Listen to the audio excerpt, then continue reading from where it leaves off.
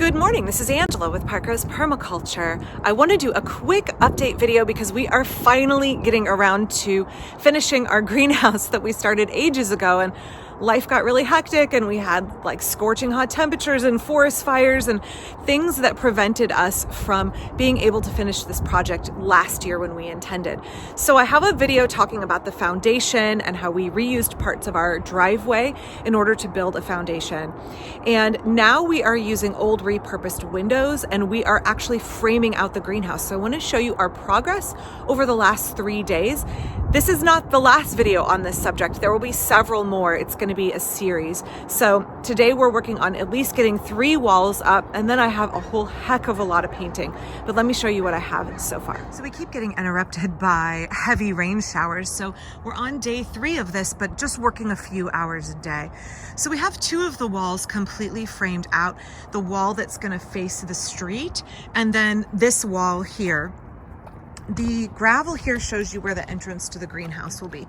So right now we're working on creating the frames for the door side here, and then what we're calling the hedge side, which is the side that will be facing my neighbor's hedge.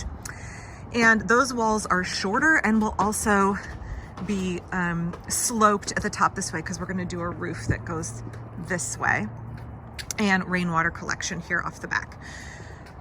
So that's where we are right now. We're hoping today before the rain comes back to get the 2 end walls framed, the door side and the hedge side. And it's a little bit of a jigsaw puzzle because we have to use the windows that are available to us. Now, right now, I am trying to reuse the windows that were on the front of our house here. We had a large rotten header. This whole header in this wall had to be replaced. And some of the windows here and on the side over there on the side of the house were rotten, but some of them were in good shape. So we replaced them with high efficiency double pane windows, and we're salvaging and reusing the ones that are usable. So it really is all about placing the windows. A lot of time spent. You can see the mess here of just taking windows, placing them, seeing how they look, trying to get them to be the most aesthetic and in a way that we can frame it for the proper supports.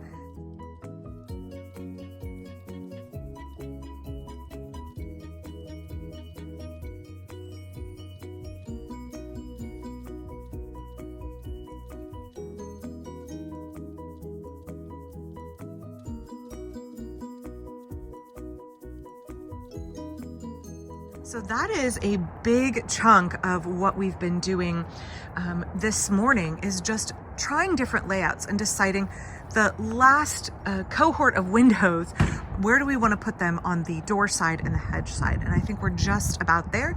And then we can frame them out the same way we did these.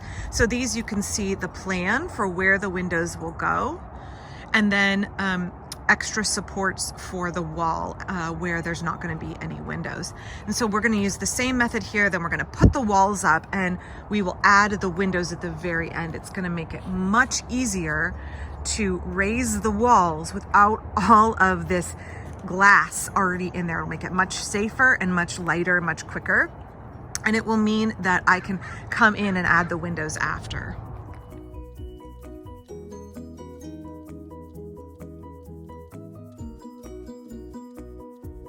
Doing a project like this, it's really important that you just label everything. So you can see that my partner has labeled which way faces toward the house, which one faces toward the street. And then the spaces where the windows go are labeled in a grid pattern. So 2A here, window 2A will go in this spot, and we've written on the windows as well. That way there's no mix-ups. 3A. So 3A, window 3A will go in this spot. It is really, really difficult to try and get similar size windows to fit if you don't have them properly labeled. You want to save yourself all of that work and label everything.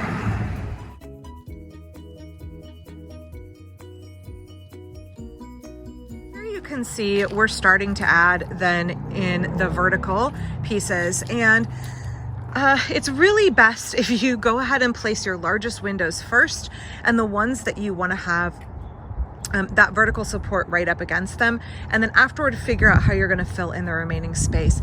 I know a lot of folks do these greenhouses with whatever windows they have on hand, and they're not necessarily symmetrical. This is in the front yard of my house, right against the street. My neighbors can all see it. I'm trying to make it as aesthetic as possible, so I'm really trying to go for symmetry whenever I can.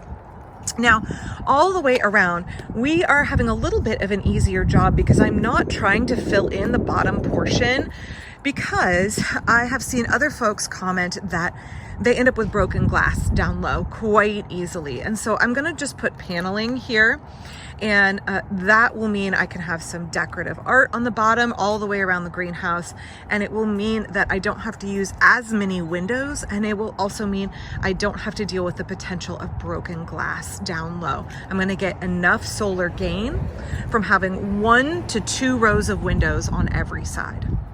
So looking here, I think this is what we're going to end up doing. You can see we've marked the dimensions on every window. That has made this process easier to pre-measure your windows. That way we can line up things that are roughly the same size.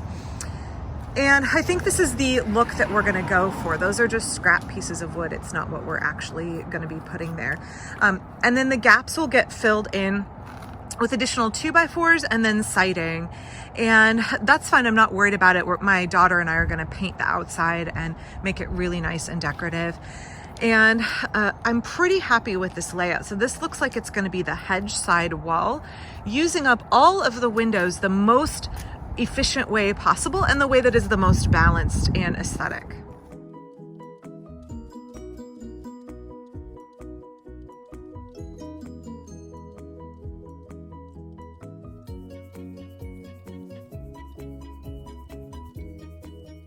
Make sure before you screw anything in, you find the center point on your wall and the center point on your windows so that everything is lined up.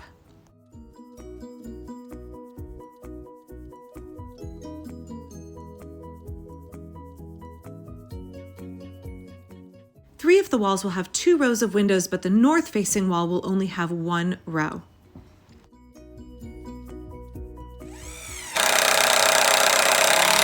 Going to do now is we're going to screw in these long vertical pieces. We actually have to run to the hardware store and get some more 2x4s, and then we'll do a 2x4 this way, and then we'll do the horizontal pieces on which the windows will be sitting. A quick note here, since this is video number 2 in this series, I know I mentioned it earlier and I will be talking about it more later. We are using old windows. The windows here that were on our house are probably from the 1940s. Our house is 1922, but the sun porch was enclosed sometime in the 40s. And so obviously dealing with old windows, you have lead paint potential.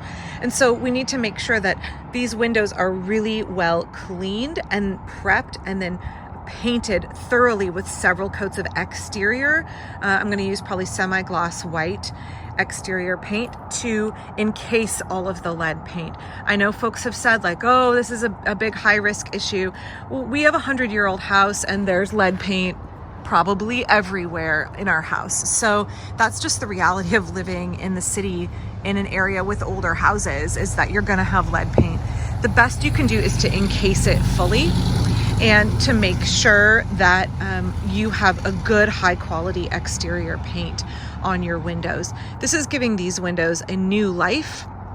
It's helping us create a greenhouse that is within our budget, reuses materials, and we are doing the best we can to be as safe as we can. Also, I have no intention of having these windows contact any food that I'm growing, so I'm not really worried about any of that. And there's quite a bit of internet information on how well various plants uptake lead and whether they put that into their flowers and fruit.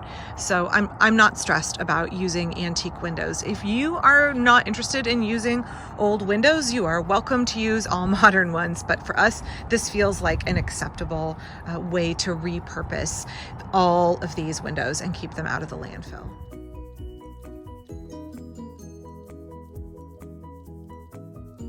All right, thank you for watching. I hope that you will tune back in for more on permaculture gardening and resilient living, and also to follow our progress on our greenhouse up here in our front yard food forest in Portland, Oregon, as we get it finished and start using it in order to grow more plants that are borderline for our climate, in order to house my citrus, and in order to start more seeds and be more self-sufficient. Thanks.